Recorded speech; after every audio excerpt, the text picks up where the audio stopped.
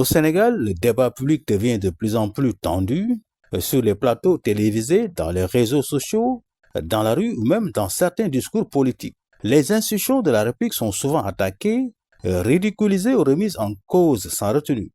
Beaucoup parlent sans preuve, accusent sans responsabilité et oublient parfois que les institutions sont le socle même de l'État.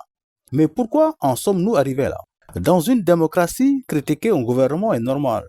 Critiquer les décisions d'un président, d'un ministre ou d'un juge fait partie des libertés fondamentales. Cependant, au Sénégal, une ligne semble parfois franchie.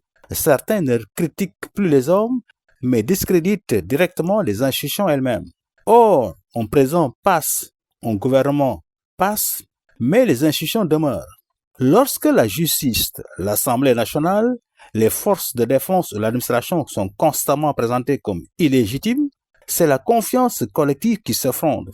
Aujourd'hui, chacun peut devenir commentateur politique en quelques secondes. Les réseaux sociaux favorisent les réactions émotionnelles, les accusations rapides et les discours excessifs.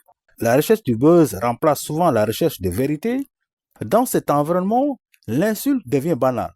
La rumeur circule plus vite que les faits et le respect des institutions apparaît parfois comme une faiblesse plutôt qu'une valeur républicaine. Pourtant, la liberté d'expression ne signifie pas l'absence de responsabilité. Il faut aussi reconnaître une réalité. Une partie de la population ne fait plus confiance à certaines institutions. Beaucoup estiment qu'il existe des injustices, des traitements inéquitables ou des décisions influencées par la politique. Quand les citoyens perdent confiance, le respect diminue naturellement. C'est pourquoi les institutions doivent elles-mêmes être exemplaires, transparentes, impartiales et proches des citoyens. Le respect ne peut pas être imposé uniquement par l'autorité, il se construit aussi par la crédibilité. Lorsqu'un peuple ne respecte plus les institutions, plusieurs dangers apparaissent.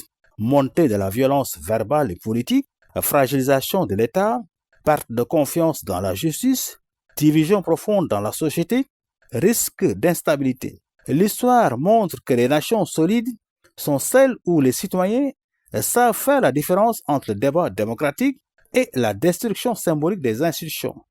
Il est important de préciser une chose. Défendre les institutions ne veut pas dire accepter toutes les décisions sans critique. Une démocratie vivante a besoin de débats, d'opposition et de liberté de parole. Mais la critique doit rester responsable, argumentée et respectueuse des principes républicains. On peut dénoncer une décision de justice sans appeler à détruire la justice.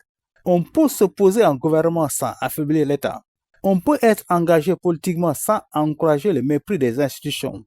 Le Sénégal est reconnu depuis longtemps comme une démocratie stable en Afrique de l'Ouest. Cette stabilité repose sur des institutions fortes, mais aussi sur une culture de respect républicain. Aujourd'hui, chaque citoyen, journaliste, influenceur, homme politique et autorité a une responsabilité. Car lorsqu'on banalise le mépris des institutions, c'est finalement la République elle-même que l'on fragilise. Et sans institutions respectées, aucune nation ne peut rester durable, forte.